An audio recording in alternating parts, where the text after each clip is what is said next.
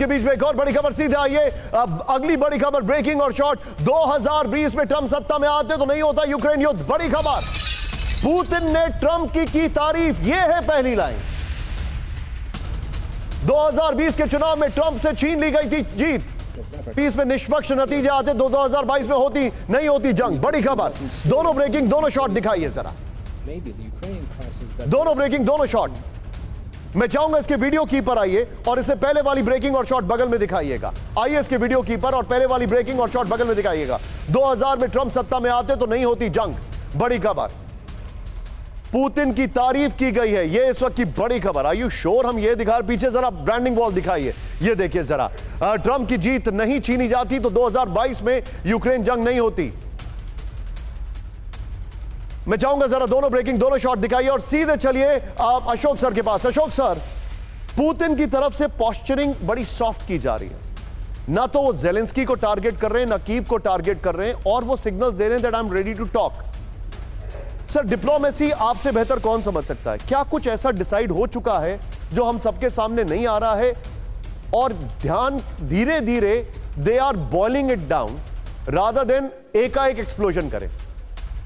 जी, आप बिल्कुल ठीक कह रहे हैं निशान। मेरे विचार से देखिए, उन्होंने दोनों ने, चाहे वो ट्रंप हो या पुतिन हो, उन्होंने एंड रिजल्ट डिस्कस कर लिया है। जो अब हमने जंग को रोकना है, अब खाली यहां से वहां तक जाने का उनको निशान रास्ता तय करना है। और आप देख रहे हैं जो दोनों एक दूसरे के लिए कोई धमकी देता है, दिमित्री पेस्कोव धमकी देता है वहां से, क्रेमलिन से, सर्गेई शोइगु धमकी देता है, पर पुतिन वहां पर फ्लैटर करते हैं ट्रंप को, जो भाई 2020 की जो इलेक्शन था वो उनसे चुरा लिया गया, उनको हार नहीं होनी थी। अगर वो आते तो ये जंग नहीं शुरू होती, युद्ध नहीं शुरू होता।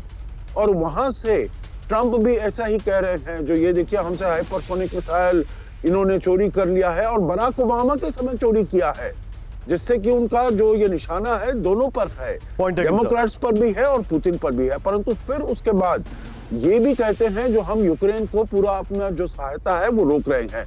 तो देखिए, दोनों हाथों से वो बात कर रहे हैं, एक तरफ से ऑफेंसिव और एक तरफ से हैंड ऑफ फ्रेंडशिप, दोनों तरफ से।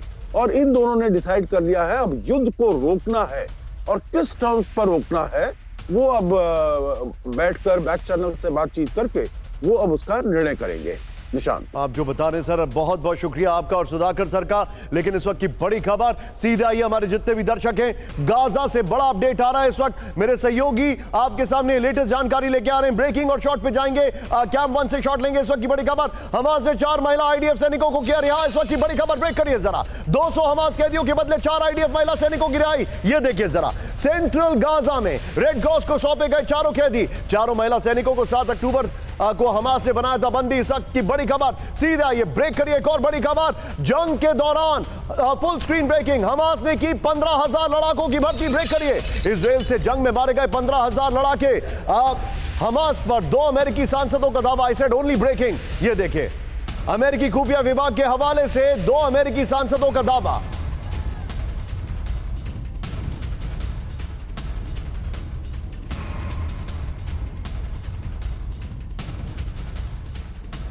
पर सीधा ये एक और बड़ी खबर, सबसे पहले अब अगली बड़ी खबर, ब्रेकिंग और स्टिल है। सीज फायर डील में हमास की सबसे बड़ी मांग। ब्रेकिंग और शॉट, इब्राहिम हमीद की रिहाई चाहता है हमास। सबसे खतरनाक आतंकी की रिहाई चाहता है हमास। ब्रेकिंग और स्टिल, हामिद पर 96 लोगों की हत्या का आरोप।